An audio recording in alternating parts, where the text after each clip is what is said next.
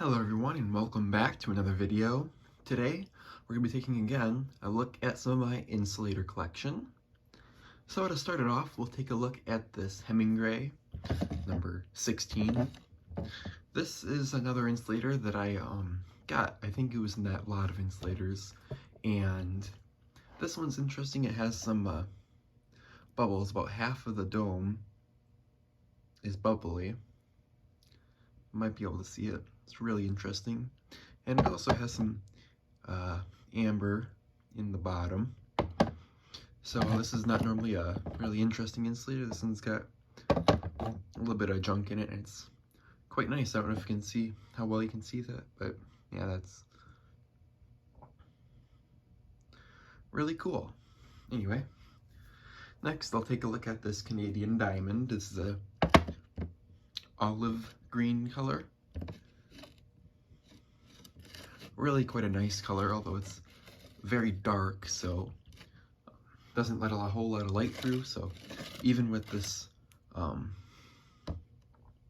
backlit lighting here, it still is, can't quite see through the whole insulator. That's kind of interesting. Next we'll take a look at this Hemingway, or HGCO really, petticoat beehive, and it's in a very light kind of minty color, almost clear. Might be a little bit dusty, but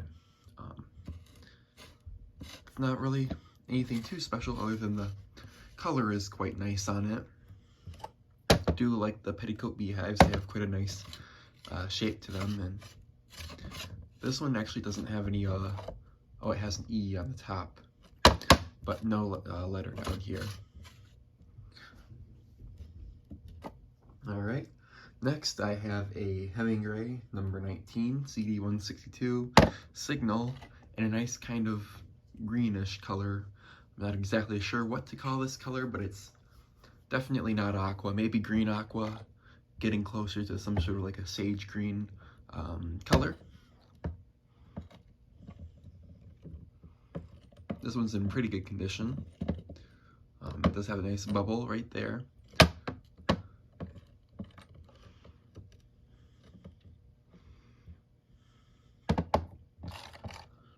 So there we go. That's the Hemingway number 19. Next we'll take a look at a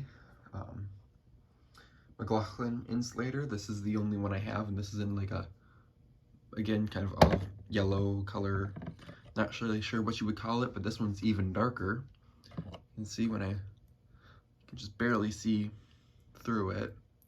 So this is a later made insulator meant to compete with the porcelain insulators. This is really pretty hard to see the shape, but it's just a 121 tool. It's pretty good quality, nothing really, no junk in it. It's just a rather modern insulator, at least for glass.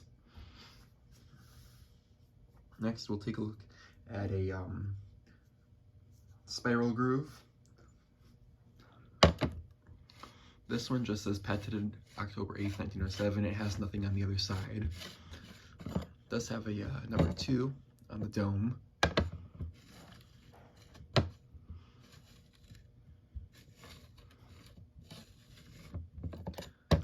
The whole idea with this patent is that when you change the insulator and screw it from the peg, the wire would also screw on.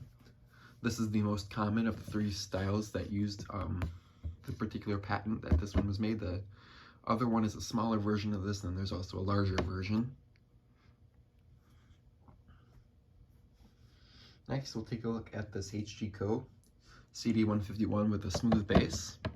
Unfortunately, this one has some chipping in it, but it's not too bad compared to how some of these are, but just a rather nice shape, really. And it's got the original, you know, hasn't been cleaned.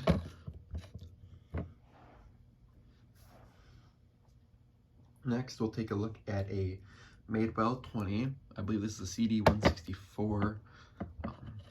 This is a milk glass. Kind of see it shines through. Again, this is meant to kind of look like a porcelain insulator, but it is in fact glass.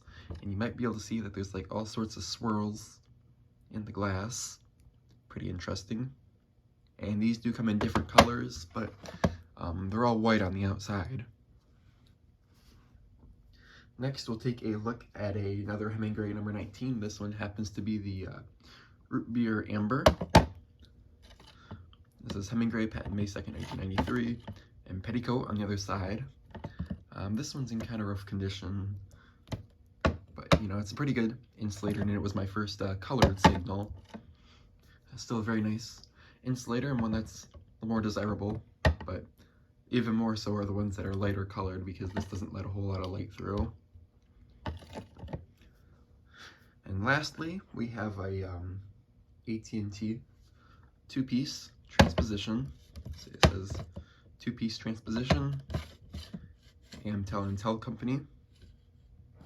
And of course, these unscrew, and you can see the individual pieces.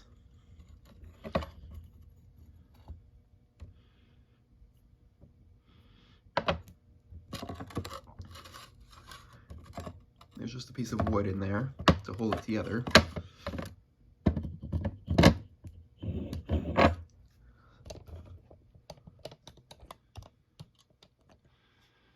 So that's it for this section of my glass insulators. I hope you guys have enjoyed this video.